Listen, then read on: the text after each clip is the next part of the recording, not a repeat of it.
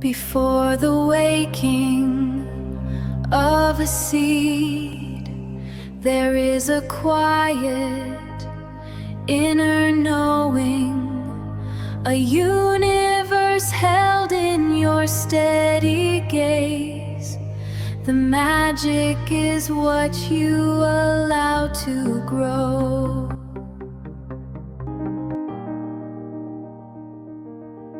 Years ago, during a quiet turning point in my life, I stumbled across a single piece of writing. The shift it triggered arrived slowly, settling into my perspective until the world looked different. The text was a book called Bring Out the Magic in Your Mind, written by the author and mentalist Koran. At the time, I didn't fully understand why his words resonated so deeply. The changes happening to me were completely invisible to anyone watching from the outside. That is how real change works. It never starts in the external environment. The shift happens exclusively within the internal ecosystem of the mind before it ever shows up in the real world. The first chapter of Koran's book deals with belief. Today, belief is often confused with a kind of naive positive thinking, smiling through the pain and pretending everything is fine. That kind of fragile optimism breaks easily. When you are faced with severe, real-world hardship, and the world gives you absolutely no guarantees, a cheerful attitude is simply not enough to keep you standing. True belief is an active, structural force inside you. It dictates how you process information and how you respond to adversity when things go wrong. Surviving immense difficulty requires a mental utility much tougher than a temporary mood. You need a mechanism that actively alters how you perceive reality itself. The magic Koran describes is not a modern invention.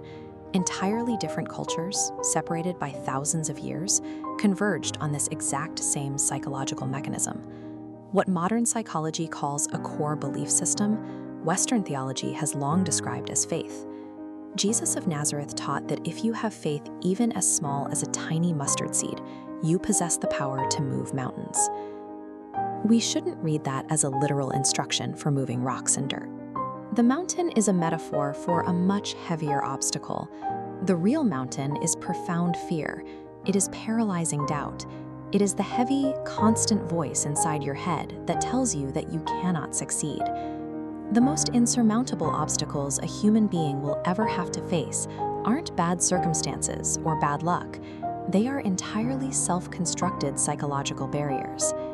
Ancient Indian wisdom identified this same power, giving it the name shraddha. Shraddha is a living, active trust, a confidence that directly interfaces with the reality in front of you. We can see how this works mechanically.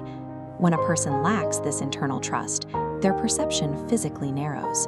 To a mind devoid of belief, even a wide-open door looks like an impenetrable wall. But the moment shraddha activates, perception expands.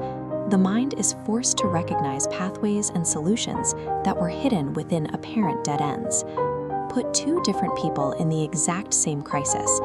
Face them with identical hardship. One collapses under the weight, while the other finds a way to rise. Survival in these moments is rarely a matter of external advantages, raw talent, or sudden luck. The deciding factor is almost always the internal lens of belief the individual carries with them. Miracles are often framed as theatrical illusions. In reality, they are the functional outcome of reaching a specific internal state. The change follows a steady internal progression.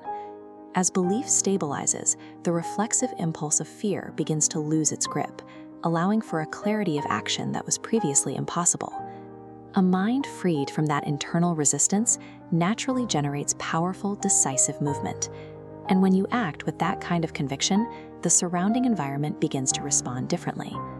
This is the observable physical result of an individual who has successfully reconstructed their internal landscape. So where does that leave your mind right now? We can discard the philosophical debate about whether magic exists. The urgent question you need to ask yourself is, what specific foundational belief are you harboring inside? The quality and the trajectory of the life you are living on the outside is a direct, unavoidable reflection of the belief you hold on the inside. Before you can change a single external circumstance, you must first dismantle and completely rebuild what you internally believe is possible.